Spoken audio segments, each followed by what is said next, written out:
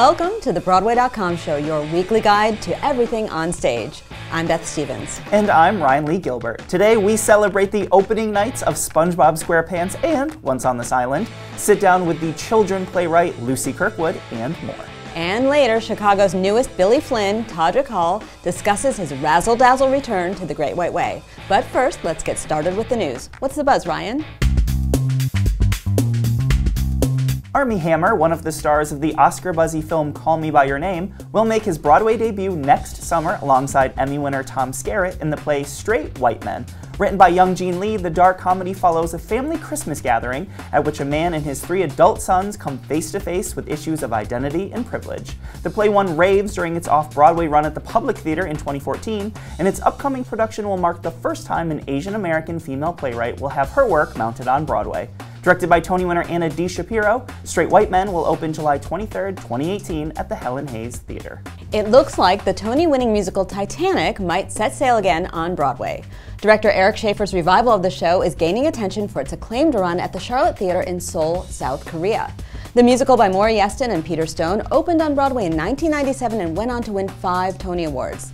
In other news of coming attractions, Tony winner Hugh Jackman, who can be seen later this month in the movie musical The Greatest Showman, says he's itching to get back to the thrill of live theater and is developing a new musical. Oh, I hope he comes back to Broadway so I can make a charity bid on one of his sweaty t-shirts. As long as it's for a good cause. The Real Housewives of Atlanta star Kandi Burruss is set to make her Broadway debut in the Tony-winning revival of Chicago. The Grammy-winning singer-songwriter, who has written songs for artists like TLC, Destiny's Child, Mariah Carey, and Alicia Keys, will step into the role of matron Mama Morton for 8 weeks beginning January 15, 2018 at the Ambassador Theater. Burruss, who's currently headlining a sold-out nationwide tour with her R&B group Escape, will be singing When You're Good to Mama in the long-running Broadway musical through March 11th. We have news from across the pond. The Evening Standard Awards were announced this week, and Andrew Garfield, who is set to reprise his London performance in Angels in America on Broadway, was among those honored. Other notable winners include Glenda Jackson, who will return to Broadway this spring in 3 Tall Women for her performance in King Lear, and Glee standout Amber Riley for her role in the West End production of Dreamgirls. Bat Out of Hell won the Audience Award for Best Musical. Bat Out of Hell, by the way, just announced a return to the West End. The musical, based on the celebrated Meat Loaf album, will begin performances at the Dominion Theatre in April. In other London news, James Graham's play Quiz, based on TV's Who Wants to Be a Millionaire, will bow at the Noel Coward Theatre this spring. So one show is based on a Meat Loaf album, and the other one is based on a game show? Do you think this is a sign of the apocalypse? You know what? You need to have an open mind. You love SpongeBob SquarePants, and the central character is a sponge. And now for some movie and TV buzz with a healthy dose of Broadway. Rob Marshall is being eyed to direct Disney's upcoming live-action take on The Little Mermaid, which will feature new songs by the animated film's songwriter Alan Menken and Lin-Manuel Miranda. Netflix has given the thumbs up to a 2nd season of Mindhunter, the new series starring Jonathan Groff as an FBI agent who tracks down and interviews serial killers.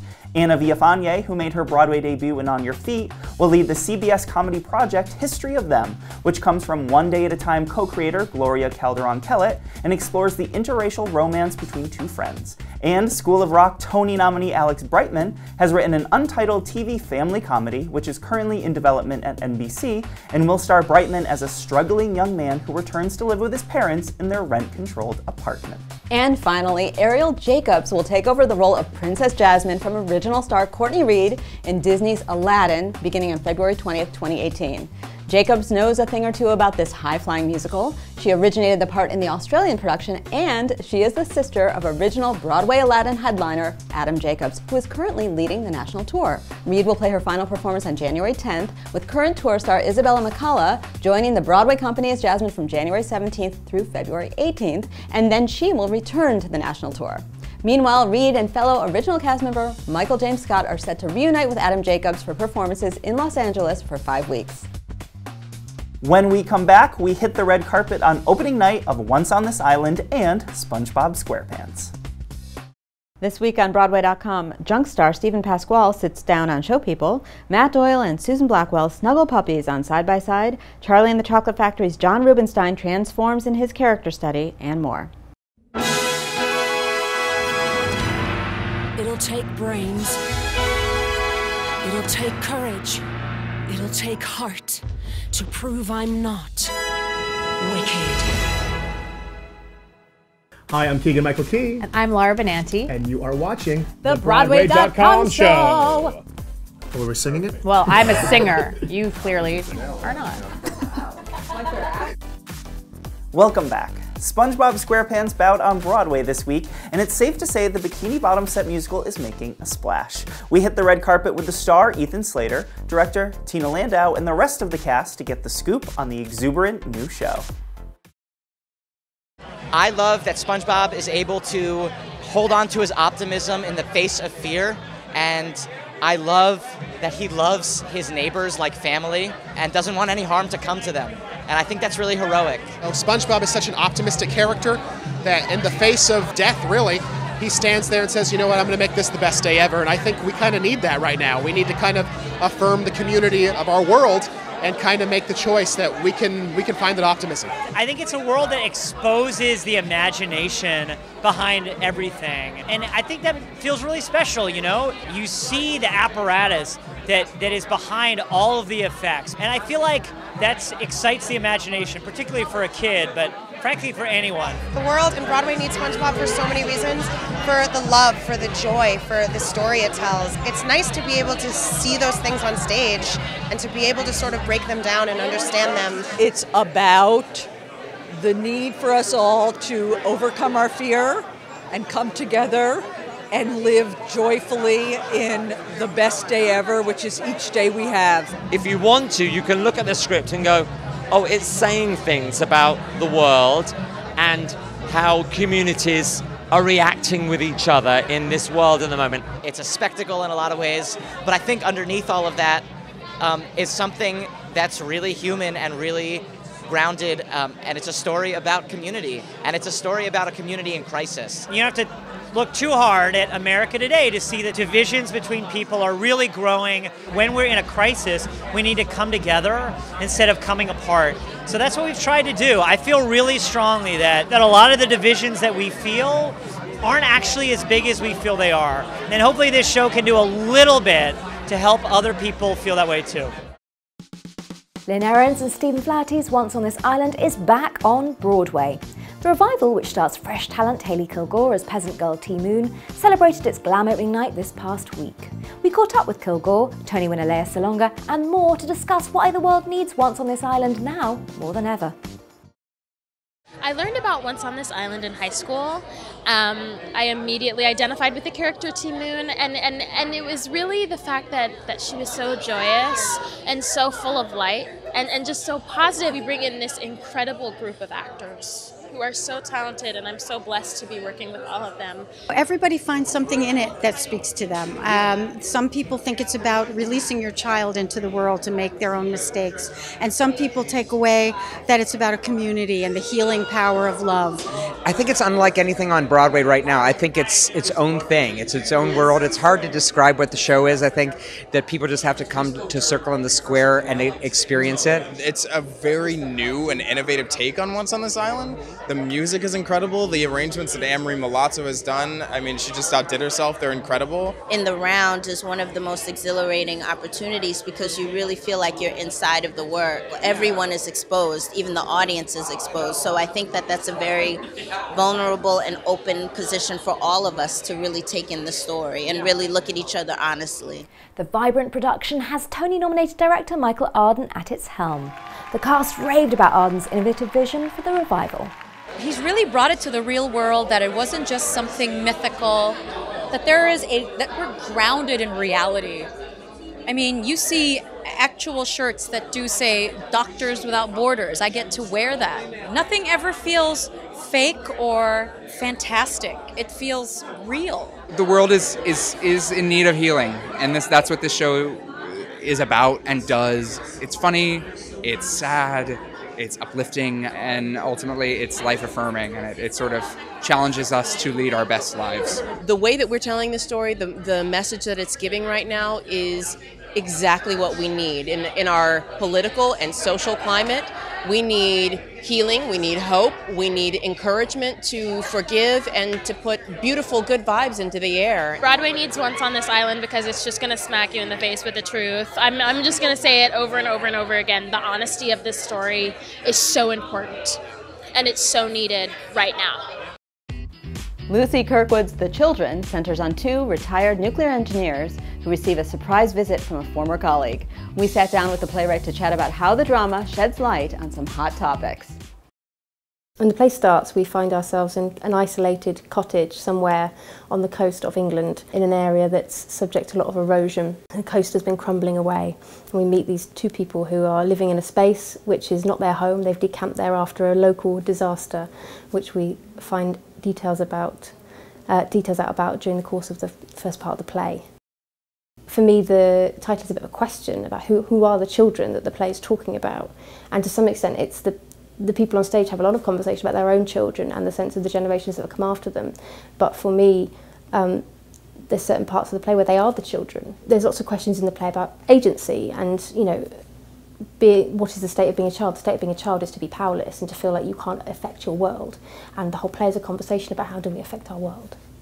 Well, particularly with climate change, what I was not interested in writing was a finger-wagging play that was about my generation saying to an older generation, look what you've done and aren't you terrible people, because I don't believe that. I believe that if I'd been 20 in 1970, I would have made similar choices to the ones that the characters make in the play. So I'm always very interested in dramatising people within systems rather than indicting the people themselves. Kirkwood is thrilled all three performers from the sold-out London production are reprising their roles on Broadway. I think it's a socialist play, and they are people who behave socialistly in a rehearsal room. So Ron Cook, Francesca Annis, Deborah Finlay, they're all old friends, and I think you get a lot of that on stage. You get a sense of a history with those people, and that's really gorgeous. They're all very gifted comedically, which for me is really important. The play is a serious play, and the whole structure of it is about not letting us wriggle out of that at the end of the day. But I hope that along the way, everyone's going to have quite a good time, because those people are quite funny.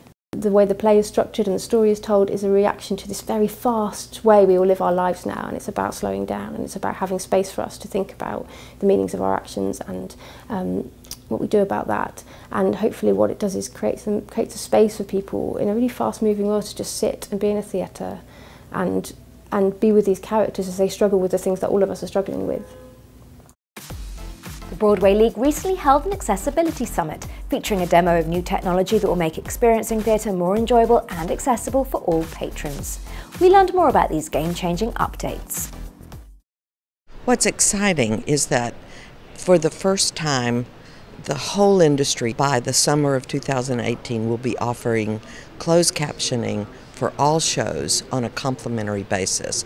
It's been the mission of the Broadway League, and we have something that industry-wide says we want Broadway to be more accessible. Years ago we started with infrared systems for the hearing impaired. Now on your app on your own phone, you download it, it's in real time, it's not pre-recorded, so when an actor pauses or takes a breath, the system will take that pause. So you'll be seeing the show the same way that people without any disabilities see. We want everybody, and I do mean everybody, to come see a Broadway show, and this is just going to help make it more accessible. Children of a Lesser Gods Broadway-bound leading lady Lauren Ridloff shared the magnitude of the effect these advances will have on making theatre-going available to all. I mean, it's really opened up. The choices that we have is unlimited, and it's great that we have some access to theatre, but this time I feel like I can just go to any show and anytime I want, and I can bring my family with me, and it doesn't have to be a huge project to try to fit it into my schedule and see if I can go. Over the years, I've had it where people have cried and said, I have never known how beautiful the words were to Big River. When it first came out, one of our good friends was a deaf woman who progressively lost her hearing, and she's like, this is just absolutely beautiful. And you get every type of reaction. I don't care what small percentage there is for people with disabilities. We want them to be as excited about what's going on in those stages as we are. So it's a big day for Broadway. When we return, we sit down with Todrick Hall to discuss his Broadway bow in the long-running hit, Chicago. On the outside, always looking in, will I ever be more than I've always been? 'Cause I'm tapping on the glass. waving through a window. After strutting his stuff as Lola in Kinky Boots earlier this year, Todrick Hall is back on the boards with a new Razzle Dazzle. Recently seen dancing with Taylor Swift in her epic Look What You Made Me Do video, the YouTube sensation is now playing slick lawyer Billy Flynn in Chicago at the Ambassador Theater through January. The Broadway baby recently stopped by Broadway.com to talk about joining the smash hit and getting a little jealous of his female co-stars.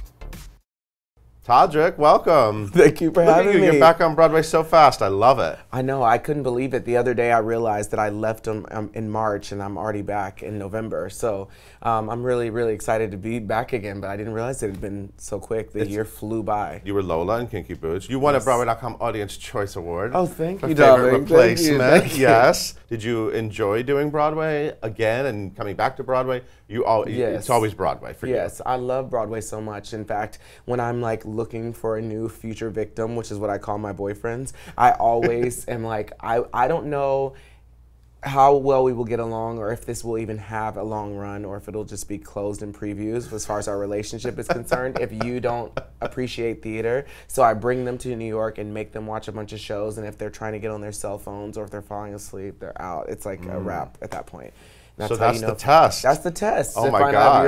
You're, in the running towards becoming America's next top Todrick husband. Is there a specific show you'll bring a guy to kind of like test them out to see?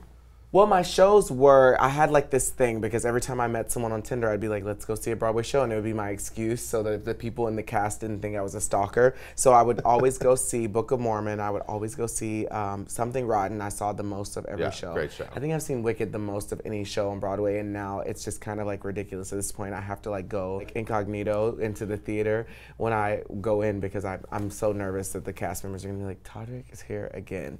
But I'm just such a big Wizard of Oz fan. But I think those are the shows that I've seen the most. Right.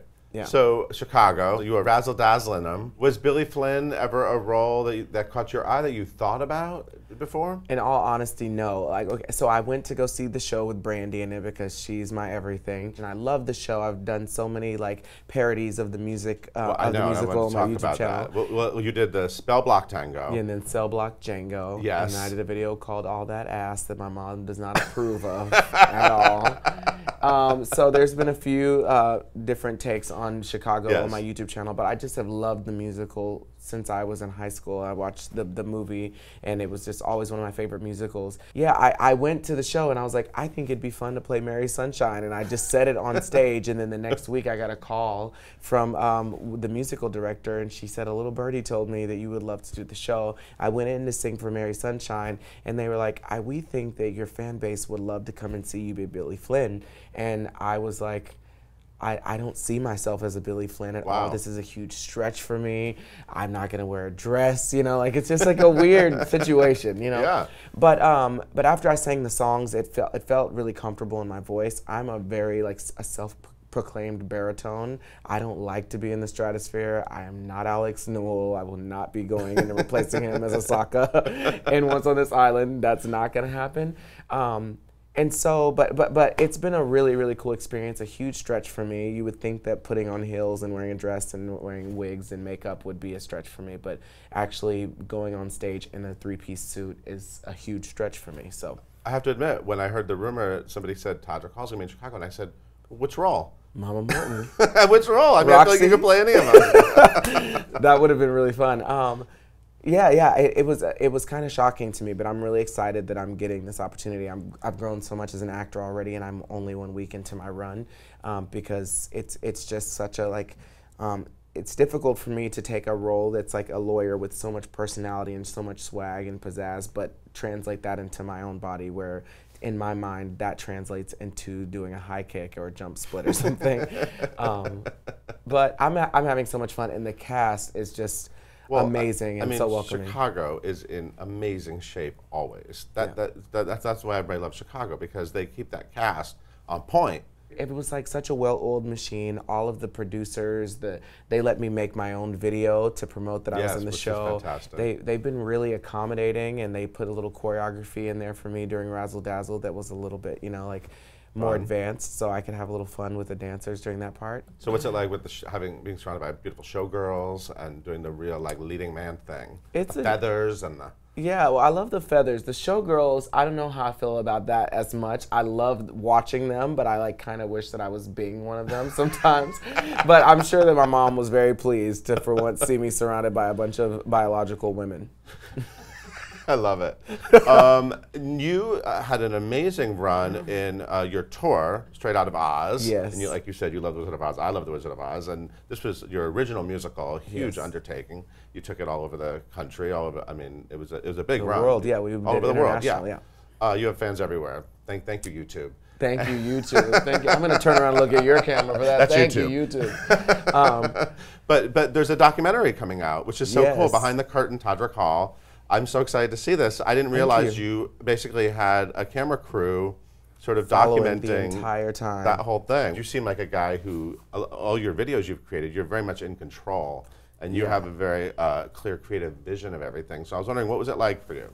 It was very strange at first. I mean, I was so grateful to have Catherine Fairfax Wright with me because she was there. Director. She's the director of the documentary, and she was there every single step of the way, and she was like living on a bus with me so she could film me when I was asleep. She was like in cabs with me when I'm falling asleep, learning my lines. I think what will inspire people is that they will actually be able to see the raw, like uncut version of me, like not a polished like Disney Channel version of what happens. People always ask me, what does it take to make a YouTube success or to make a viral video? And with this situation, you get to see us like staying up till 3 a.m., waking up at 6 a.m. and working on these videos nonstop because my team and I are so passionate about this project. And but also, it was like a really cool thing for me to see because I was like not really taking everything in that was happening and starting to become like, dare I say, ungrateful for some of the things that were happening.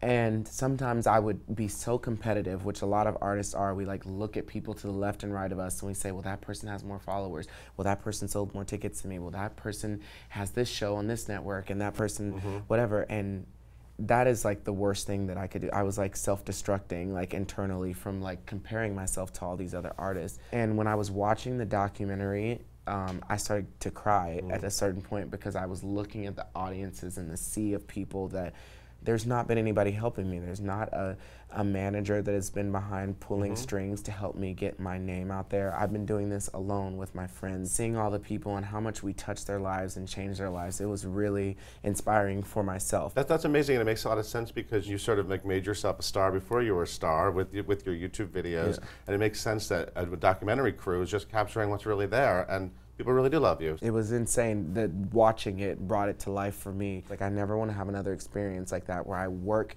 that long and do that many shows. Like with Kinky Boots, I remember every single day of that experience. And anytime someone says the word Kinky Boots, I like am filled with these just like, you know, like drag butterflies. And I'm having the same experience doing Chicago now. I just love everybody in the cast and I feel like I've known them for years. Well, you're in the show through January 14th, and this movie I was talking about is available next week, December 12th, on all digital platforms, and on the 19th on DVD. People still buy DVDs. Yes, and listen, I didn't even have all the facts straight, so I'm glad you did, because I don't know when it's all coming out. I memorized a bunch of numbers before you walked in. Tickets for my tour that I'm going on next year, go on sale December 15th. Oh, fantastic. Yeah. Hitting the road. Hitting the road one more time. Always making magic. Thank you so much for being in. Thanks for having me. I can't wait to see you in Chicago, and I can't wait to see your movie. Thank you, and I can't wait to see your next amazing tie next time I come back. I like your new place. I like what you've done with it. When we come back, we get a taste of what it will be like when Sarah Bareilles and Jason Mraz perform together in Broadway's Waitress. It'll take brains. It'll take courage. It'll take heart to prove I'm not wicked. Hi guys, I'm Beanie Feldstein and you're watching the Broadway.com show. Thank you for watching the Broadway.com show. We leave you with waitress, songwriter, and star Sarah Bareilles and Jason Mraz getting playful in the park as they prepare to headline the Broadway smash musical together. See you next week. It only takes a taste. It only takes a taste when you know it's good. sometimes one bite is more than enough.